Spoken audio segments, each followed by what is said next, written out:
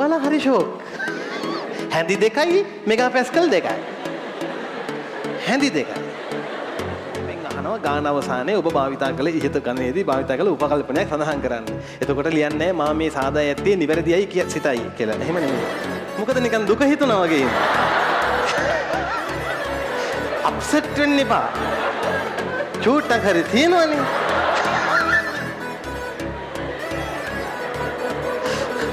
කෙලත් ගිලිනවා. ජල විභවය වගේ ශාකේ පාඩමේ ගණන් හදන්න තියෙනවා. නංගි අහලා නැද්ද? ගණන් හදන්න තියෙනවා. කොකවන්න මේ සමීක මෙන්න මින්ඩකෝ ආගෙන මින්ඩ ඕන. දැන් තේ හැන්දක් දිය කරනවා. තව තේ හැන්දක් දිය කරනවා. එන්න මොන විභවයේ වැඩි වෙනවද චුටි මහත්තයා? ද්‍රාව විභව වැඩි වෙනවා. එන්න මොන විභව වැඩි වෙනවද?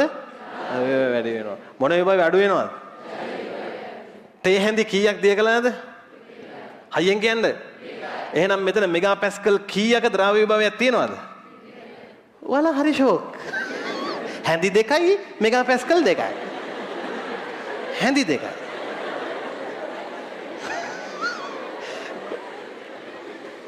මොන තරම් වාසනාවන්ත දරු කැලක්ද?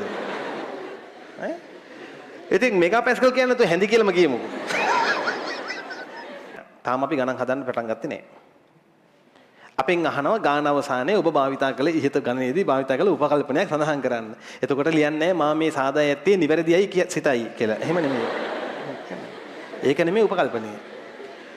අපි කියන්න ඕන සෛලයට ජලය ඇතුළුවත් සෛලෙන් ජලය පිටවුවත් ද්‍රාව්‍ය භවයේ වෙනස් නොවූ බව.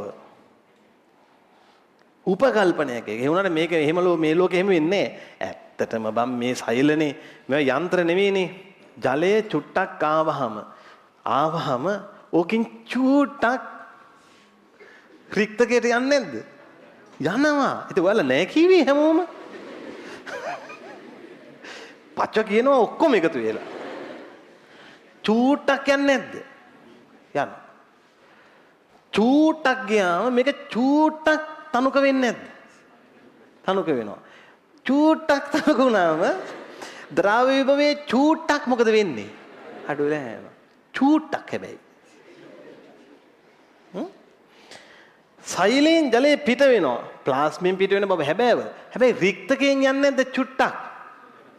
චූට්ටක් යනවා.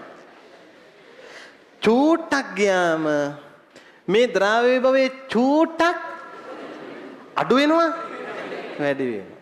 මේ චූට්ටයි පොඩ්ඩයි. ඒ හින්දායි අපි උපකල්පනය කරන්නේ මේක වෙනස් වෙන්නේ නෑ. එහෙම චූට්ටක් තියෙන ඒවා චූණ්ඩක් තියෙන ඒවා අපි උපකල්පනය කරනවා නෑ කියලා.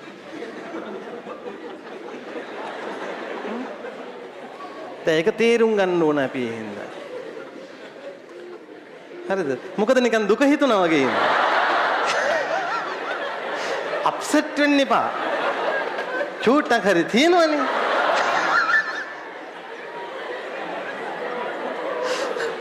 කෙලත් ගිලිනවා.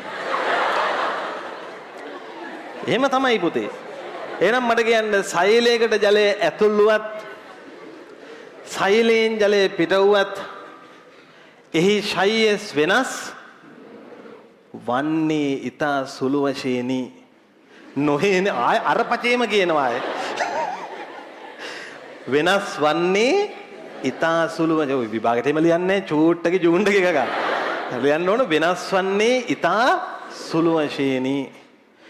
නමුත් ගණනය කිරීම වලදී අපි ශය්‍යස් නියතව පවතින්නේ යයි උපකල්පනය කෙරේ. තේරුණාද? ඔන්න ඔය දෙක පටලව ගන්න එහෙම නැහැ. භෞතික පීඩනය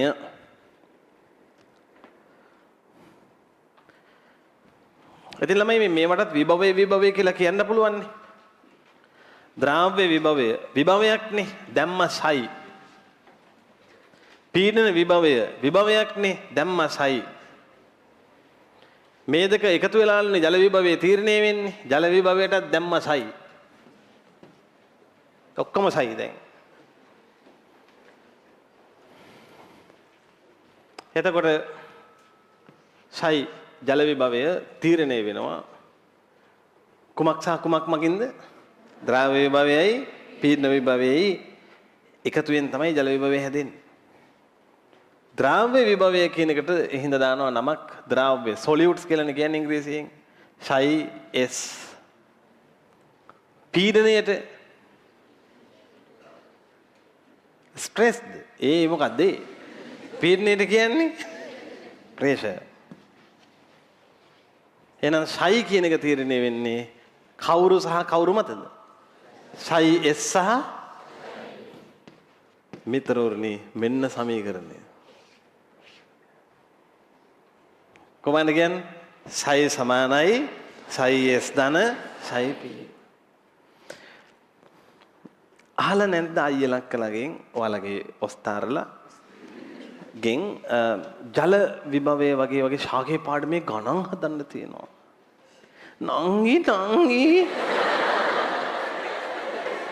අහලා නැද්ද? ගණන් හදන්න තියෙනවා. ගණන් මේ සමීකරණ.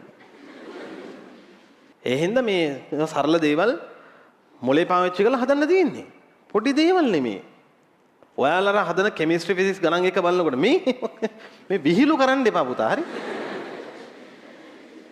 ඊළඟ